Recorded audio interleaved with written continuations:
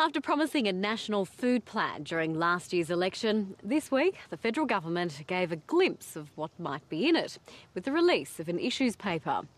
And there are a lot of issues to consider when trying to work out how to double food production by 2050 to meet global demands while protecting fragile resources. International and local experts say Australia could be a leader in securing global food supplies by exporting its farming and agricultural science smarts as well as its produce. But there are also warnings that the country is not immune from a global food crisis and the instability that comes with it. Kerry State filed this special report.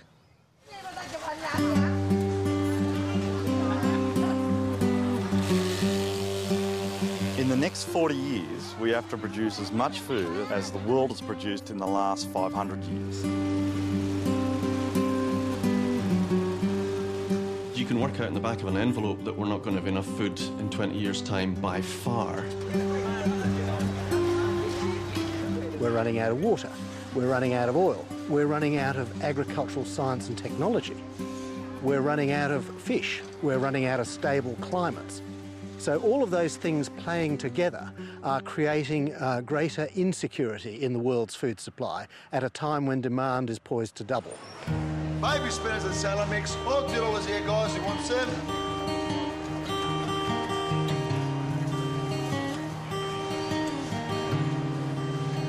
Faced with such abundance and variety, serious food shortages may seem unlikely to many shoppers in Australia.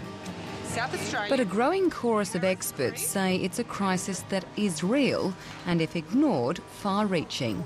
Our level of certainty over food security is that we are in trouble and we need to do something about it now.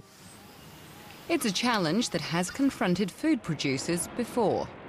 Those who now say that food is not the problem, I say it will be a continuing problem. In the 60s and 70s, the so-called Green Revolution, led by plant scientist Norman Borlaug, more than doubled agricultural outputs by using more water, fertiliser, pesticides and higher-yielding crop varieties. It helped feed the world for 40 years and reduced poverty, but it also took a toll on the resources we rely on for food. So we do need another revolution, but it cannot be in the same vein as in the past. It has to be a revolution built on resource use efficiency, using our resources much more efficiently, but still have the production increases needed to meet the demand. So what is Australia's role in this greener green revolution? Australia never has been and never will be a food basket or a food bowl of the world. The reality is that we produce food for 60 million people, we feed 22 million odd at home and 40 million overseas. But put in a global context, that 40 million that we feed overseas represents less than 3% of global food movements. How Australia contributes to food security globally is through knowledge, training and technology transfer. We're very good at farming. We're very, very good at food production. We have better knowledge about how to handle difficult climates, droughts and floods and things like that than almost anyone else in the world. And in a time of climate change, that's exactly the kind of knowledge that you need.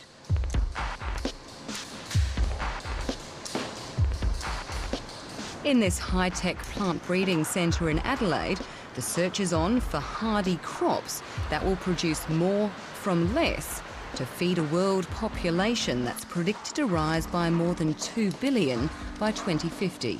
It is a bit nerve-wracking, genuinely. Over the last 50 years, we've increased the amount of food produced on the planet by 32 million tonnes a year.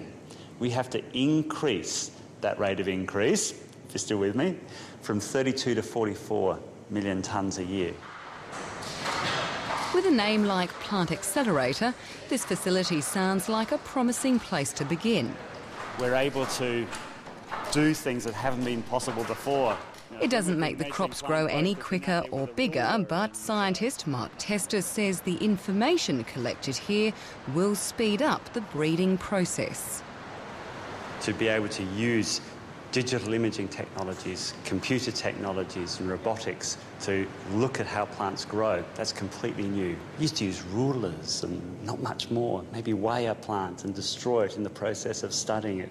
Here we can non-destructively watch plants grow and die and how that's affected by the environment and their genetic makeup.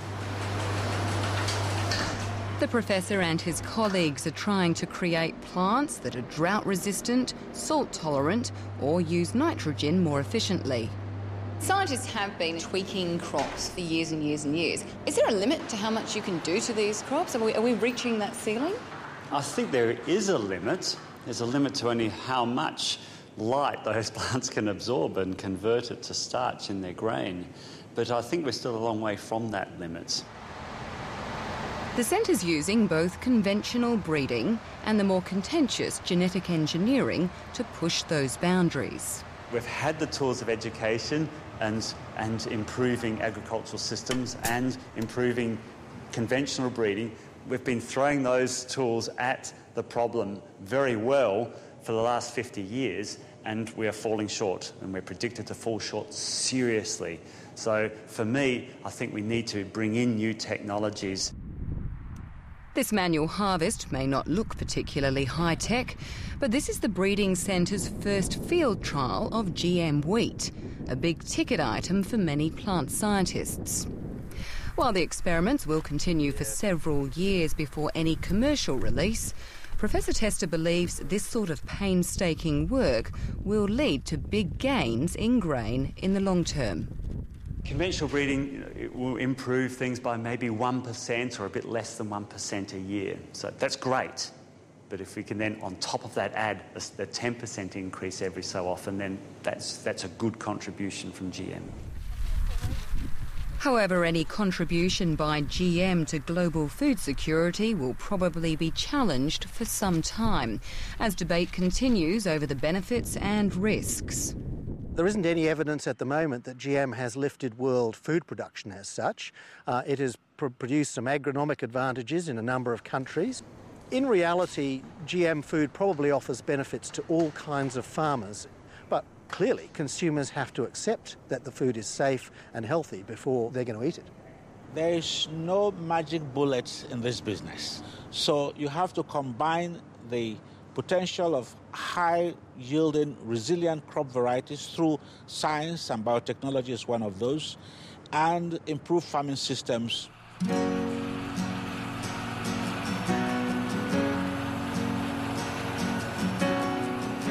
When it comes to improving farming systems, Mark Branson is an early adopter. The South Australian grain and wool producer has been into precision agriculture and other efficient farming technology for more than a decade at Stockport, north of Adelaide. Instead of treating the whole farm the same way, he changes seeding rates and the amount of inputs he applies to suit the soil. If the world resources of fertiliser and chemicals is going to decrease, the only way we're going to increase our output, i.e. better yield, is to apply it to areas that actually need it and are going to use it the best. While some of the technology involved in precision agriculture has taken off, like yield mapping, working out what to do with the information is a complicated business that puts some farmers off.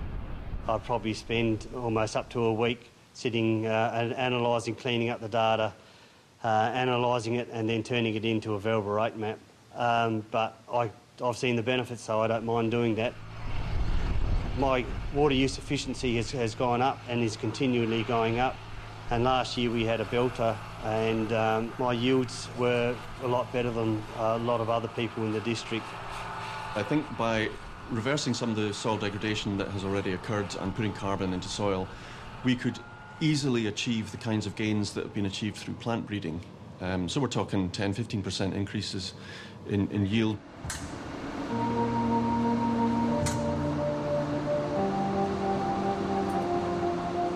Just like plant science, studying soil has become a sophisticated affair. But Professor John Crawford says when it comes to finding solutions to food shortages, not enough people are looking below the surface. I think people don't find soil particularly interesting. We forget, I think, that soil is the basis of human health. There is no alternative to soil. It's not like alternative energies. There are no alternative soils. The Sydney University scientist says Australian farming land has lost too much topsoil and 70% of its carbon over the last couple of centuries. And other nations like China have fared worse. If you do a very rough calculation about the rate that we're losing soil and how much we've got and how quickly it's being replaced by natural processes, it turns out that we'll probably run out of soil within a couple of generations unless we do something about it now. OK, so this is the computer now reconstructing... He's working with farmers in Australia to try and rebuild soil so it holds more water and oxygen and recycles nutrients to plants better. Most of the pastures in Australia are going to look much more like this, and we want to get them to look much more like that. And is that the easy? Connection between the science and the farming isn't happening, and more importantly, I think the connection between farming and the science isn't happening. There's an opportunity for two-way exchange of knowledge that I think would speed up the process of innovation in this whole area significantly.